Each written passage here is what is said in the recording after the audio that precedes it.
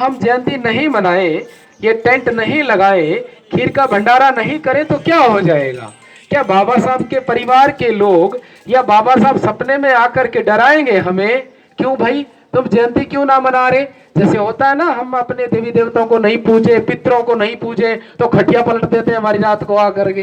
तो बाबा साहब तो ऐसा नहीं करने वाले, फिर ये तामझाम आयोजन क्यों? बच्चों मैं ठीक ही कह रहा हूं ना, गलत तो नहीं कह रहा ना? हाँ। तो आज के तारीख में एक सवाल है, बाबा साहब की जब बात करते हैं, पढ़ाई की बात करते हैं, तो सवाल तो होना चाहिए, क्योंकि बाबा साहब से तो पूरे संसार ने सवाल पूछे, आज भी पूछ रहे हैं। बुद्ध से भी सवाल पूछे गए और बुद्ध से आज भी सवाल पूछ रहे हैं लोग। हर भिक्षु से सवाल पूछे जाते हैं, मेरे से सवाल पूछे जाते हैं। तो क्या मैं नहीं पूछ सकता? किसी से पूछ सकता हूं ना? This is my fundamental right, I can use right at the heap of garbage. तो हम पिछले दिनों से ना भारतीय संविधान पढ़ा रहे हैं सेंटर पे, बच्चे पढ़ने भी आ रहे हैं संविधान, जिसकी हम केवल बातें करते हैं, पढ़ते कोई नहीं है, पढ़ते कोई नहीं है। तो बाबा साहब की जयंती मनाने का मतलब है बाबा साहब के तौर तरीके को जीवन में अपनाना। अगर उस ढंग को, उस तौर तरीके को जीवन में अपनाना ही नहीं है, हमें जीना ही किस्मत के भरोसे, डोरे ताबीज के भरोसे है, तो फिर तो ये मजाक ही हुआ ना। फिर ना बाबा साहब, ना बाबा साहब की बात, तो फिर तो खीरी पल्ले रही। तो क्या फिर बाबा साहब ने यही कहा था, हे मेरे समाज के लोगों, मेरे जाने के बाद आप इकट्ठे होकर के बड़ी सी कढ़ैया चढ़ा करके घना घना भंडारा करना, खाना जितना खाना, बाकी अम्मा का बटका घर ले जाना। ऐसा तो कहीं नहीं लिखा हुआ है। 21 वॉल्यूम मैंने ज्यादा तो नहीं पढ़ा, लेकिन जिन्होंने पढ़ा है ना वो कहते हैं ऐसा तो कहीं नहीं लिखा हुआ। इसको सीधा ही जाने दो भाई, सीधा जाने दो। हाँ, रोकना किसी को नहीं है, जाने दो, ताकि खोरी भी के दर्शन करे आए भी ये हुआ है। हाँ, समझ में तो आता है ना कि भंते जी क्या क्या कह जाते हैं बीच बीच में। जिनको समझ में आता है उनको आ रहा है, बड़ी गहरे गहरे बोल जाते हैं भंते जी, है ना। बाबा साहब ना कोई कहानी नहीं है जो हर बार सुनाई जाए। किसी ने मेरे को कान में आकर बोला, एक दिन मैं गांव में बोल रहा था, रात का समय था, अंधेरा था, और किसी ने आकर के मेरे को बोला कि भंते जी गांव के कुछ लोगों का कहना है कि भंते जी बाबा साहब के बारे में नहीं बताते। मैंने कहा भाई मैं क्यों बताऊं, बताओ। दूसरे जो काम धाम आप करते हो उनकी कौन सी चिट्ठी आती है आपके पास कि जी हमारे तो प्रधानमंत्री जी ने चिट्ठी भेजी है जी, ऐसे ऐसे करना है, उसका तो बड़ा ध्यान रखते हो आप। बाबा साहब के बारे में मैं बताऊं आपको? क्यों भाई, मैं तो बाबा साहब के बारे में नहीं बताता, मैंने बताना बंद कर दिया, क्योंकि आज ऐसा कोई व्यक्ति नहीं है जिसको ये पता न हो। अब उसके अंदर ही हिम्मत नहीं आ रही, अंदर ही वो सयाना बना हुआ है, तो उसका इलाज तो मेरे पास है नहीं। जो सो रहा है ना उसे तो जगाया जा सकता है, लेकिन जो सोने की नौटंकी कर रहा है ना उसे कैसे जगाओगे आप? जो सो रहा है उसे तो जगाया जा सकता है, और जो जगा हुआ है और सोने की नौटंकी कर रहा है उसे कैसे जगाओगे? बड़ी हैरान करने वाली बात है। मैं लाल कुआं की बात नहीं कर रहा, गांव राम शहर सब जगह घूमता हूं, ठीक है। तो मैंने ये पाया है, पिछले 10 सालों की बात बता रहा हूं। बाबा साहब को विद्वान वो लोग मानते हैं जो खुद समझदार और विद्वान है। ऐसे मोहल्लों में तो बाबा साहब को मूर्ख ही मानते हैं, और जय भीम करने वालों की खिल्ली और उड़ाते हैं। उड़ाते भी वो है जिनकी खुद की अच्छे से उड़ी हुई है। बाबा साहब की खिल्ली भी कौन उड़ाते हैं? जिनकी खुद की उड़ी हुई है अच्छे से, कहीं कसर नहीं बची है, जिनकी झोंपड़ी का तीला भी नहीं बचा ना, वो भी बाबा साहब की मजाक बनाते हैं। बाबा साहब पे कोई फर्क नहीं पड़ता, मेरे पे भी कोई फर्क नहीं पड़ता, क्योंकि मुझे पता है जो मजाक बना रहे हैं उनकी झोंपड़ी का तीला भी तो नहीं बचा है, और हुआ भी कहीं दूर नहीं है, किसी दूसरी दुनिया की बात भी नहीं है। ये वापिस आता हूं बात पे, फिर से पकड़िएगा। यहां बच्चे ज्यादा समझते हैं माँ बाप की बजाय। बाबा साहब जो है झूठी कहानी नहीं है करवा चौथ की कि हर साल सुनाओ, हर साल सुनाओ कि पति की उम्र लंबी होगी। और लंबी कैसी होती है वो आपको पता भी है, सर्वे करके देख लो। सबसे पहले आधार कार्ड कैंसिल पति का भी होता है। सच बात तो यही है। तो बाबा साहब जो है ना, हर साल कोई कहानी नहीं है कि हर साल सुनाओ, हर साल सुनाओ, सुनाते रहो, मनोरंजन होता रहे। अगर आज आप कर सकते हो, अगले 2-3 मिनट और बोलूंगा मैं, अगर कर सकते हो तो आज संकल्प ले। आज मैं तो नहीं करवाने वाला आपको प्रतिज्ञा या संकल्प, क्योंकि मुझे पता तोड़ोगे आप। खुद ही संकल्प ले लो आप यहां खड़े होके कि आज के बाद हम जब भी बातचीत करेंगे गालियां नहीं देंगे एक दूसरे को, दूसरे के बच्चों को डांटेंगे तो अपना बना के डांटेंगे हम, अपनापन होना चाहिए। आज आप साथ खड़े थे, फोटो खिंचवा रहे थे, कितना अच्छा लग रहा था। सबसे अच्छी तस्वीर आज आपने पेश की है जो मुझे अच्छी लगी है। ऐसी ही करनी है अगली 14 अप्रैल तक। इस तस्वीर में जितने भी लोग थे ना आज, अगली 14 अप्रैल तक बढ़ने चाहिए वो, तब जाके भाईचारा कायम होता है। आप चौक पर मत इकट्ठे बैठिए, वहां तो लोग लंबी लंबी फेंकते हैं और फेंकने वाले सुबह 6 बजे हाजिर हो जाते हैं एकदम टीटी बन के। गलत बात। आयोजन कीजिए आप ऐसा, तब सच यहां बैठकर व्यवस्थित बात हो रही है। आप कचरे के ढेर पे तो रोज ही खड़े होते हैं लोग इधर। उस बात में इस बात में अंतर है। आज सुनने वाले सुन रहे हैं, एक जना बोल रहा है वो मैं बोल रहा हूं, और चौक पे जिसको मौका मिलता है वही शुरू हो जाता है। और हर कोई ये कहता है कि मैं कमजोर नहीं हूं, मोह हल्के में मत लियो, तो ना पतो मोह भी पतो। फिर जब हारने लगता तो वो यूं कहता तो पतो मैंने भी बीए कर राखी, ना पतो लिख के गले में लटका ले कि तूने बीए कर राखी। माने हम बाबा साहब के साथ भद्दा मजाक करते हैं। बाबा साहब जीने का सलीका है।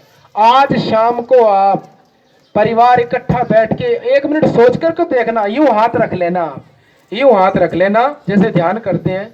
5 मिनट विचार करके देखना कि हम हैं कैसे अंदर से, अपने आप में सोचना हम हैं कैसे अंदर से। दिखावा करते हैं निडर होने का कि अरे डरते नहीं है हम। मेंढक को फुला हुआ देखा अपने, मेंढक को वो फूल करके ऐसा लगता है मैं डायनासोर बन गया।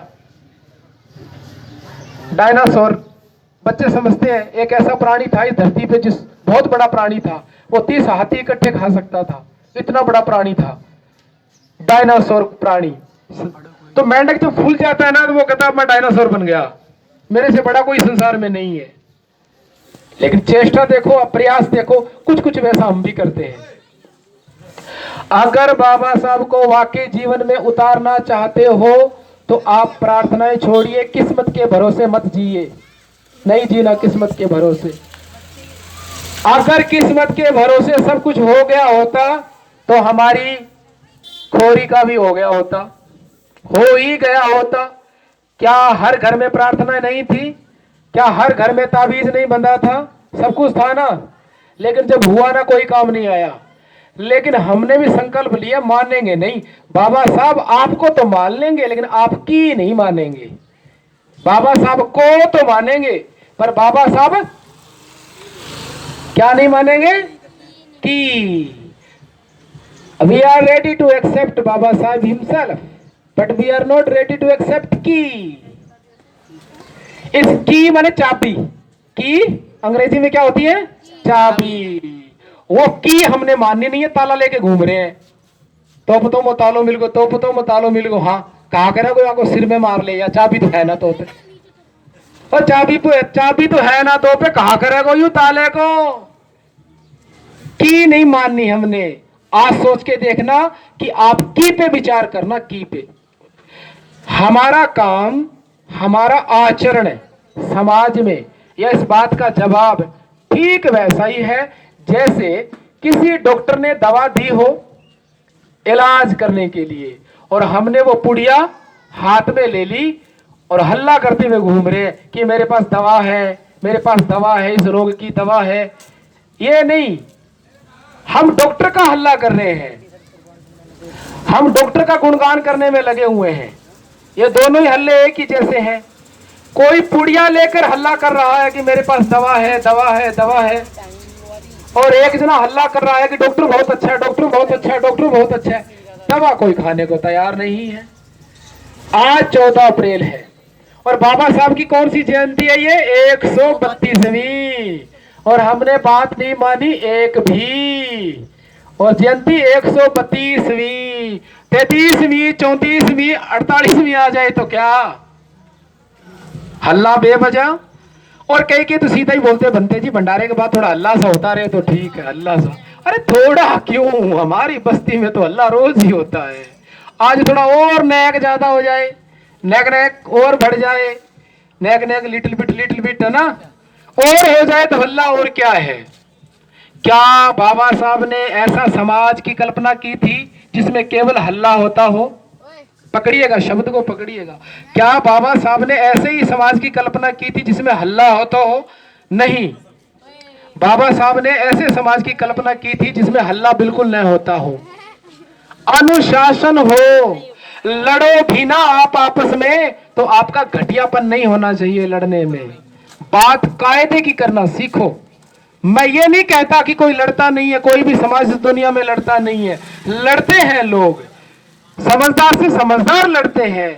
माँ बेटा लड़ पड़ते हैं आपस में जब घर का बंटवारा होता है, बाप बेटों की लड़ाई हो जाती है, भाइयों के पड़ोसियों की तो बात छोड़िए। मगर कोई इतना नीचे गिर जाए, ऐसे कैसे हो सकता है? बात हम बुद्ध की, बाबा साहब की करें, लड़े तो कायदे से कभी न गिरे, बात कायदे की कहे। मैं बुद्ध के विषय में नहीं बोल रहा हूं आज, मुझे जचेगा भी नहीं मैं बोलूंगा तो, क्योंकि आप तैयार नहीं हो। इसीलिए मैं कायदे की बात करता हूं। किस प्रकार के कायदे की बात बाबा साहब करते हैं हमारे आचरण में हो। आप नहीं देखते सुबह 6 बजे यहां बिना चाय पिए, बिना मुंह धोए बच्चे इस कचरे में ढेर पे आ जाते हैं। क्यों, ऐसा क्यों? लड़के तो आवाराई घूमने में लगे रहते हैं, गलियों के पटवारी। अब मैं तो भूल ही गया, मुझे 15 मिनट बोलना था, अगले 3 मिनट और जब आपने बुलाया तो फिर बोल ही लूं। आज लड़के गलियों में घूमते हैं और लड़की के लिए हमें वर अच्छा चाहिए, अच्छा खानदानी, अच्छी तनख्वाह वाला, लगा हुआ। मैं पूछता हूं किसके, भांग के या शराब के लगा हुआ? किसके लगा हुआ चाहिए? क्योंकि नौकरियां तो है नहीं। लेकिन हम अपने लड़के को योग्य नहीं बना रहे। इस समाज के अंदर 60% लड़कियां हैं और 40% लड़के हैं। अब 60% लड़कियां आप ब्याहोगे कैसे? मुझे यूं बता दो, आप कौन सा मैथ लगाओगे? आप ऊपर से आप बिरादरी नहीं तोड़ना चाहते, जो बाबा साहब कहते हैं तोड़ो समाज जोड़ो, जाति तोड़ो समाज जोड़ो, यही बाबा साहब का नारा है। कैसे ब्याहोगे? कईयों को यूं लगता है कि हाँ भंते जी कोई चमत्कार करेंगे, तो मुझे तो नहीं आता ऐसा चमत्कार। हाँ, किसी किसी के तुक्के लगेंगे जरूर, सबके तो लग नहीं सकते, क्योंकि 60-40 में फिट बैठेगा ही नहीं, संभावना ही नहीं है। और अगर आपने भंडारा करना है ना, तो आप ज्ञान के भंडारे पे जोर दीजिए और हमारे जो लड़के आवारा होते जा रहे हैं उनको रोकने का प्रयास करें। आपका बचपन कैसा रहा है मुझे नहीं पता, क्योंकि आपके बचपन में भंते जी नहीं आए। आपके बचपन में कोई ऐसा था नहीं जो आपका सहयोग करे, आपको दिशा दे। लेकिन मैं आपके बीच में हूं ना। मेरे तो 5 साल का एग्रीमेंट हुआ था, यहाँ 5 साल के लिए कहा था भंते जी 5 साल रुको, काम करते हैं, देखते हैं क्या होता है। 5 साल तो मेरे पूरे हो गए, मुझे डेरा बदल लेना चाहिए कायदे से। हमने खुद ही संकल्प लिया था। तो मैं फिर कहता हूं, आप सारे माँ बाप बैठे हो, मेरी आवाज घर तक भी जा रही होगी, नहीं जा रही तो मैं माइक का बटन और घुमा देता हूं। थोड़ा ध्यान से सुनिएगा।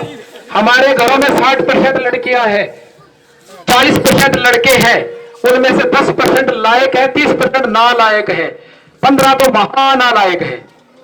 और हम अपनी बेटी के लिए अच्छा वर ढूंढते हैं। कहां ढूंढोगे?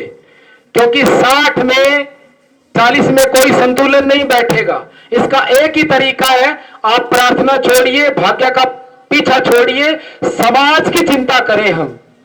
हम अपने बेटों को भी लायक बनाएं। ये करने वाला काम है। भाषण देने वाला काम नहीं है। भाषण देना तो मेरा काम है जो मैं दे रहा हूं। आज से ही शुरू करें आप। आज भी देखो आपके बीच में नौजवान बच्चे कम है, जो असल में नौजवान है उनके छोटे वाले बैठे हैं। ये अगली साल फिर जयंती मनाना, ये बच्चे आपके नशेड़ी नहीं बनेंगे कभी, मैं पूरी गारंटी देता हूं। आप अपने भतीजे को, बेटे को, नाती को सफेद वस्त्र पहना करके उंगली पकड़ करके साथ लाइए इस कार्यक्रम में, बुद्ध विहार लेकर जाइए। आपका बेटा हमेशा ही पांचशील धारण करने वाला मिलेगा।